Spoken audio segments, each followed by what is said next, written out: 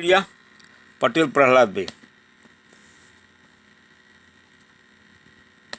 आज इस बुलेटिन में बात होगी कश्मीर में हुए हमले पर पाकिस्तान की खुली पोल की, संसद सत्र को लेकर घिरी मोदी सरकार की, देखेंगे कोर्ट रूम में क्यों भड़के सीजेआई, राहुल गांधी के रायबरेली दौरे से क्यों घबराई बीजेपी, देखेंगे पेगासस पर सुप्रीम कोर्ट के फैसले को, और बुलेटिन के आखिर में देखेंगे जाने माने कार्टूनिस्ट इरफान की किस खबर पर पड़ी तिरछी नजर। लेकिन दिन भर की तमाम बड़ी खबरों से पहले एक नजर आज की सुर्खियों पर।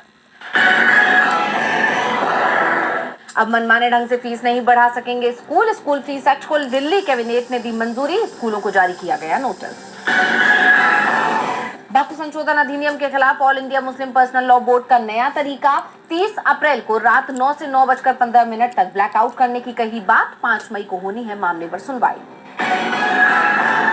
शिवसेना के मुखपत्र सामना में बड़ा दावा, लिखा बीजेपी शासित राज्यों में रहते हैं ज्यादा पाकिस्तानी नागरिक, मुखपत्र ने राज्यवार जारी किए आंकड़े। हरे निशान पर बंद हुआ शेयर बाजार, 70 अंकों की बढ़त के साथ 80,288 पर बंद हुआ सेंसेक्स, वहीं 7 अंकों की बढ़त के साथ 24,335 पर बंद हुआ निफ्टी। ये तो थी सुर्खियां, अब बात आज की सबसे बड़ी खबर की। पाकिस्तान खौफ में दिखाई दे रहा है। भारत को धमकी देने वाले पाकिस्तानी नेता अपने परिवार को देश से बाहर सुरक्षित जगह पर भेज रहे हैं। पाकिस्तान सरकार की तरफ से ऐलान किया जा रहा है कि भारत कभी भी हमला कर सकता है, तो दूसरी तरफ भारत में भी हलचल तेज हो गई है। पीएम मोदी ने सीसीएस की बैठक बुला ली है और कैबिनेट की भी बैठक होगी। साफ है कुछ बड़ा होने वाला है, देखिए रिपोर्ट। कश्मीर में हुए आतंकी हमले के बाद लगातार बैठकों का दौर जारी है। गृह मंत्रालय में हाई लेवल बैठक हुई, जिसमें राष्ट्रीय सुरक्षा गार्ड यानी NSG, border security force BSF, केंद्रीय रिजर्व पुलिस बल सीआरपीएफ और सशस्त्र सीमा बल एसएसबी के वरिष्ठ अधिकारी मौजूद रहे। यही नहीं, 30 अप्रैल को सुबह 11 बजे सुरक्षा मामलों की समिति सीसीएस की बैठक होगी। पीएम की अध्यक्षता में ये बैठक होगी। एक सप्ताह में दूसरी बार सीसीएस की बैठक होगी। इसके अलावा केंद्र सरकार की कैबिनेट बैठक भी बुलाई गई है। प्रधानमंत्री नरेंद्र मोदी बैठक की अध्यक्षता करेंगे। इसके बाद कैबिनेट की बैठक भी बुलाई गई। जम्मू कश्मीर के 48 पर्यटन स्थल बंद कर दिए गए हैं और लगातार पाकिस्तान के खिलाफ भारत सरकार फैसला ले रही है। पाकिस्तानी चैनलों पर बैन लगा दिया गया है। यही नहीं, पाकिस्तानी सरकार के मंत्री भी भारत सरकार के निशाने पर आ गए हैं। भारत ने पाकिस्तान के रक्षा मंत्री ख्वाजा आसिफ के एक्स हैंडल पर रोक लगा दी है। दरअसल ख्वाजा आसिफ का एक वीडियो वायरल हुआ था, जिसमें उन्होंने स्वीकार किया था कि पाकिस्तान लंबे अरसे से आतंकी संगठनों की फंडिंग करता आ रहा है। इस मुद्दे को भारत ने संयुक्त राष्ट्र में भी उठाया। इस बीच इंटेलिजेंस एजेंसियों ने बड़ी जानकारी दी। इंटेलिजेंस एजेंसियों के सूत्रों ने बताया कि 26 लोगों की जान लेने के मामले में मास्टरमाइंड पाकिस्तान का पूर्व एसएसजी कमांडर हाशिम मूसा है। मूसा अभी लश्कर तैयबा के लिए काम कर रहा है। लश्कर ने ही उसे जम्मू कश्मीर भेजा था ताकि वो सुरक्षा बलों और गैर कश्मीरियों पर हमले को अंजाम दे सके। मूसा ने गांदरबल के गगनगीर में अक्टूबर 2024 में हमले को अंजाम दिया था। इसमें कई मजदूर और एक स्थानीय डॉक्टर की जान चली गई थी। और अब भारत की तैयारियों को देखते हुए पाकिस्तान बहुत डरा हुआ है और यही वजह है कि पाकिस्तान की तरफ से उल जलूल बयान आ रहे हैं। 30 अप्रैल को दिन भर पीएम मोदी कई बैठकें लेंगे और इसमें सख्त फैसले लिए जा सकते हैं। और इस बीच कांग्रेस अध्यक्ष मल्लिकार्जुन खड़गे और विपक्ष के नेता राहुल गांधी ने पीएम मोदी को पत्र लिखकर संसद का विशेष सत्र बुलाने की मांग की है। तो क्यों विपक्ष चाहता है कि बुलाया जाए संसद का विशेष सत्र, देखिए रिपोर्ट। जम्मू कश्मीर के पहलगाम में 22 अप्रैल को हुए आतंकी हमले ने भारत पाकिस्तान के बीच तनाव को बढ़ा दिया है। इस घटना के बाद विपक्ष ने राष्ट्रीय सुरक्षा और एकजुटता पर जोर देते हुए संसद का विशेष सत्र बुलाने की मांग की है। लोकसभा में नेता प्रतिपक्ष राहुल गांधी और राज्यसभा में नेता विपक्ष मल्लिकार्जुन खड़गे ने प्रधानमंत्री नरेंद्र मोदी को चिट्ठी लिखकर जल्द से जल्द विशेष सत्र बुलाने का अनुरोध किया है। दोनों नेताओं ने एक्स पर पत्र साझा कर आतंकवाद के खिलाफ एकजुटता का संदेश दिया। राहुल ने लिखा, इस महत्वपूर्ण समय में भारत को दिखाना होगा कि हम आतंकवाद के खिलाफ हमेशा एकजुट हैं। तो वहीं खड़गे ने लिखा कि इस समय जब एकता और एकजुटता आवश्यक है, विपक्ष का मानना है कि संसद के दोनों सदनों का जल्द से जल्द विशेष सत्र बुलाना महत्वपूर्ण है। बता दें कि इसके साथ ही राज्यसभा सांसद मनोज झा और भारतीय कम्युनिस्ट पार्टी के सांसद पी संतोष कुमार ने भी पीएम मोदी और संसदीय कार्य मंत्री किरण रिजिजू को पत्र लिखकर सत्र की मांग की। झा ने 1971 के युद्ध का हवाला देते हुए राष्ट्रीय एकता पर जोर दिया। जबकि संतोष ने हमले को राष्ट्रीय चिंता का विषय बताया। बताते चले कि इससे पहले विपक्षी इंडिया गठबंधन की मांग पर सरकार ने सर्वदलीय बैठक बुलाई थी, जिसकी अध्यक्षता रक्षा मंत्री राजनाथ सिंह ने की थी। पीएम मोदी की अनुपस्थिति पर विपक्ष ने नाराजगी जताई और केंद्र पर गलत जानकारी देने का आरोप भी लगाया था। राष्ट्रीय सुरक्षा को लेकर बढ़ती चिंताओं के बीच विशेष सत्र की मांग को अहम माना जा रहा है। संसद का विशेष सत्र बुलाने की मांग लगातार हो रही है। अब मोदी सरकार इस पर जल्दी ही कोई फैसला ले सकती है। वहीं सुप्रीम कोर्ट ने एक बड़ा फैसला लिया है, जिसे मोदी सरकार के लिए बड़ा झटका माना जा रहा है। दरअसल कोर्ट ने पेगासस मामले को लेकर सख्त टिप्पणी की है। कोर्ट ने इस मामले में जांच रिपोर्ट तो सार्वजनिक नहीं की, लेकिन ये जरूर साफ कर दिया कि आम लोगों की जासूसी स्वीकार नहीं है। देखिए रिपोर्ट। सुप्रीम कोर्ट ने पेगासस स्पाईवेयर मामले में राष्ट्रीय सुरक्षा और निजता के बीच संतुलन पर जोर दिया है। कोर्ट ने स्पष्ट किया कि स्पाईवेयर का इस्तेमाल राष्ट्रीय सुरक्षा के लिए जायज है, लेकिन पत्रकारों, न्यायाधीशों या कार्यकर्ताओं जैसे सिविल सोसाइटी के लोगों के खिलाफ इसका दुरुपयोग होने पर जांच होगी। ये टिप्पणी सरकार के लिए चुनौती खड़ी करती है, क्योंकि आरोप है कि पेगासस का इस्तेमाल विपक्षी नेताओं, पत्रकारों और कार्यकर्ताओं की निगरानी के लिए किया गया। ये मामला मोदी सरकार के लिए राजनीतिक और कानूनी रूप से संवेदनशील बना हुआ है, क्योंकि विपक्ष इसे निजता के उल्लंघन और लोकतांत्रिक मूल्यों पर हमले के रूप में पेश कर रहा है। दरअसल कोर्ट उन याचिकाओं पर सुनवाई कर रहा था जिनमें भारत सरकार पर पेगासस के जरिए पत्रकारों, कार्यकर्ताओं और अन्य लोगों की निगरानी का आरोप है। कोर्ट ने देश की सुरक्षा स्थिति का जिक्र करते हुए सभी पक्षों से सावधानी बरतने को कहा। एक वकील के तर्क पर कि सरकार ने स्पाईवेयर खरीदा है तो उसे इसके उपयोग से कोई नहीं रोक सकता। इस पर कोर्ट ने जवाब दिया कि अगर देश इसका इस्तेमाल प्रतिकूल तत्वों के खिलाफ कर रहा है तो इसमें गलत क्या है। हम देश की सुरक्षा को बलिदान नहीं कर सकते। मामले की अगली सुनवाई और कोर्ट के दिशा निर्देश सरकार की जवाबदेही और स्पाईवेयर के इस्तेमाल की पारदर्शिता पर निर्णायक हो सकते हैं। कोर्ट के तेवरों से साफ है कि मोदी सरकार पेगासस मामले में फंस गई है, तो सरकार की घेराबंदी में राहुल गांधी भी जुटे हुए हैं। राहुल गांधी आज अपने संसदीय क्षेत्र रायबरेली पहुंचे थे, जहां उन्होंने कई कार्यक्रमों में हिस्सा लिया। तो क्या कहा राहुल ने, देखिए रिपोर्ट। कांग्रेस सांसद और लोकसभा में नेता प्रतिपक्ष राहुल गांधी अपने संसदीय क्षेत्र रायबरेली के 2 दिवसीय दौरे पर पहुंचे। उनके आगमन पर कांग्रेस कार्यकर्ताओं ने जोरदार स्वागत किया और जगह जगह उनका अभिनंदन किया। इस दौरे से रायबरेली में एक बार फिर कांग्रेस की राजनीतिक हलचल तेज हो गई है। राहुल गांधी ने दौरा शुरू करते हुए स्थानीय अधिकारियों के साथ बैठक की, जिसमें उन्होंने रायबरेली में चल रही तमाम योजनाओं और विकास कार्यों की प्रगति की विस्तृत जानकारी ली। बैठक के दौरान उन्होंने कई परियोजनाओं की धीमी गति पर चिंता जताई और अधिकारियों को जनहित से जुड़े प्रोजेक्ट्स में तेजी लाने के सख्त निर्देश दिए। उन्होंने विशेष रूप से क्षेत्र के बुनियादी ढांचे और जन कल्याणकारी योजनाओं पर ध्यान केंद्रित करने की बात कही।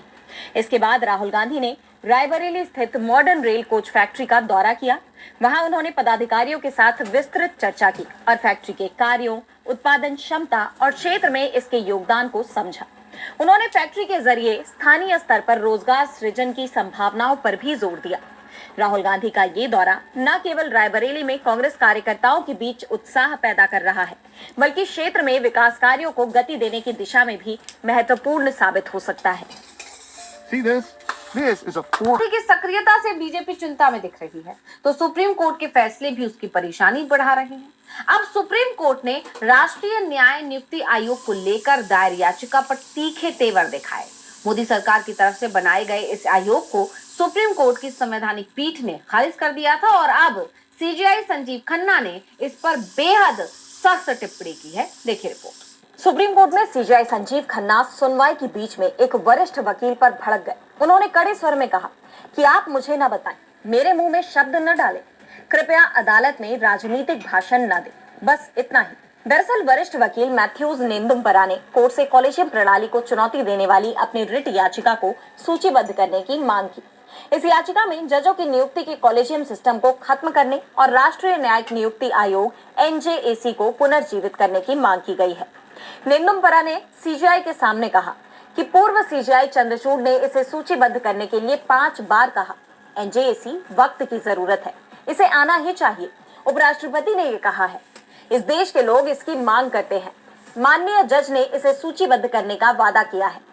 सुप्रीम कोर्ट ने पहले ही NJAC का विरोध किया है। 2022 की इस याचिका को भी सुप्रीम कोर्ट की रजिस्ट्री ने पिछले साल ही खारिज कर दिया था, लेकिन नेंदुमपरा ने NJAC को फिर से लाने की मांग की, जिस पर सीजेआई खन्ना भड़क गए। उन्होंने नेंदुमपरा को कोर्ट में राजनीतिक भाषण देने से परहेज करने को कहा। आपको बता दें कि केंद्र सरकार की तरफ से 2014 में एनजेएसी के तहत जजों की नियुक्ति का प्रस्ताव पेश किया गया था।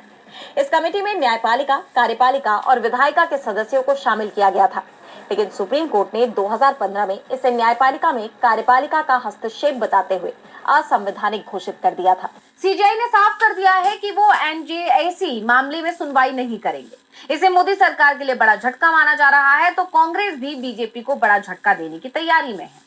बिहार विधानसभा चुनाव से पहले कांग्रेस संविधान बचाओ पैदल यात्रा का आयोजन कर रही है और कांग्रेस की यात्रा से बीजेपी टेंशन में दिख रही है। बिहार में कांग्रेस ने संविधान बचाओ पैदल यात्रा का आयोजन किया। इस दौरान तमाम कांग्रेस नेताओं, कार्यकर्ताओं ने 500 मीटर लंबा तिरंगा झंडा लेकर पैदल यात्रा की।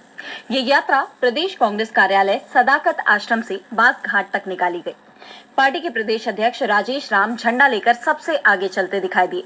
उनके साथ विधायक दल के नेता शकील अहमद खान और कई जिलाध्यक्ष विधायक मौजूद रहे। इस यात्रा के दौरान प्रदेश कांग्रेस अध्यक्ष ने कहा कि आज संविधान बचाने के मुद्दे को लेकर हम लोग इकट्ठा हुए हैं। इस पदयात्रा का संदेश संविधान की सुरक्षा है। जय बापू, जय भीम, जय संविधान के मुद्दे पर हम इकट्ठा हुए हैं। उन्होंने बीजेपी पर गांधी और बाबा साहेब भीमराव अंबेडकर का अपमान करने का आरोप लगाते हुए कहा कि बीजेपी पिछले 10 सालों से धर्मनिरपेक्ष संविधान को सांप्रदायिक करने का बीड़ा उठाए हुए है। इसके साथ ही 2024 के लोकसभा चुनाव का जिक्र करते हुए उन्होंने कहा कि लोकसभा चुनाव में भी जनता ने संविधान बचाने के मुद्दे पर विपक्ष का साथ दिया। जनता ने भाजपा के 400 पार के नारे को ध्वस्त कर दिया। ये नतीजा इस बात का सीधा संदेश है कि देश की जनता भी मान चुकी है कि संविधान खतरे में है। संविधान में दिए गए अधिकारों को कमजोर किया जा रहा है। सुप्रीम कोर्ट को जिस तरीके से चुनौती देने का काम किया जा रहा है, जांच एजेंसियों का जिस तरह से इस्तेमाल किया जा रहा है, इसका सीधा मतलब है कि संविधान के अधिकारों का पालन न करते हुए अपनी मनमानी की जा रही है। उन्होंने तिरंगे को लेकर आगे कहा कि हमारा देश इसी तिरंगे के नीचे है। बिहार विधानसभा चुनाव से पहले कांग्रेस ने जो ये मुद्दे उठाए हैं, वो एनडीए के लिए काफी नुकसानदेह साबित हो सकते हैं। बिहार में इस साल के आखिर में चुनाव होने हैं, लेकिन आज कनाडा में हुए आम चुनाव के परिणाम जरूर सामने आ गए, जहां एक बार फिर लिबरल पार्टी सत्ता में आ गई है। वैसे किसी दल को बहुमत तो नहीं मिला, लेकिन लिबरल सबसे बड़े दल के रूप में सामने आई है। तो किस दल को कितनी मिली सीटें, देखिए रिपोर्ट। कनाडा में मार्क कार्नी एक बार फिर प्रधानमंत्री बनने के लिए तैयार है। खालिस्तानी समर्थक जगमीत सिंह की न्यू डेमोक्रेटिक पार्टी को इस चुनाव में जबरदस्त हार मिली है। उनकी पार्टी को सिर्फ 7 सीटों पर जीत मिली है, जिसके चलते न्यू डेमोक्रेटिक पार्टी के लिए राष्ट्रीय दल का दर्जा बरकरार रखना भी मुश्किल हो गया है। पार्टी चीफ जगमीत सिंह खुद भी चुनाव हार गए हैं, जिसके बाद उन्होंने पार्टी के प्रमुख पद से इस्तीफा दे दिया। वहीं क्यूबेक पार्टी को पिछले बार के चुनाव की तुलना में 33 की बजाय 23 सीटों पर जीत मिली है। ग्रीन पार्टी भी सिर्फ 1 सीट ही जीत पाई, जिसके बाद ये तय हो गया है कि लिबरल पार्टी गठबंधन में सरकार बनाएगी। जीत के बाद मार्क कार्नी ने अपने संबोधन में कहा कि राष्ट्रपति ट्रंप हमें तोड़ने की कोशिश कर रहे हैं ताकि अमेरिका हम पर अपना अधिकार जमा सके, लेकिन ऐसा कभी नहीं होगा। अमेरिका के साथ हमारा पुराना रिश्ता खत्म हो चुका है। हम अमेरिकी विश्वासघात के सदमे से उबर चुके हैं। हमें एक दूसरे का ख्याल रखना होगा। दरअसल कनाडा चुनाव के लिए अमेरिकी राष्ट्रपति डोनाल्ड ट्रंप का बयान टर्निंग पॉइंट साबित हुआ। ट्रंप के कनाडा को अमेरिका का 51वां राज्य बनाने के बयान के खिलाफ और बुलेटिन के आखिर में देखेंगे जाने माने कार्टूनिस्ट इरफान की किस खबर पर पड़ी तिरछी नजर।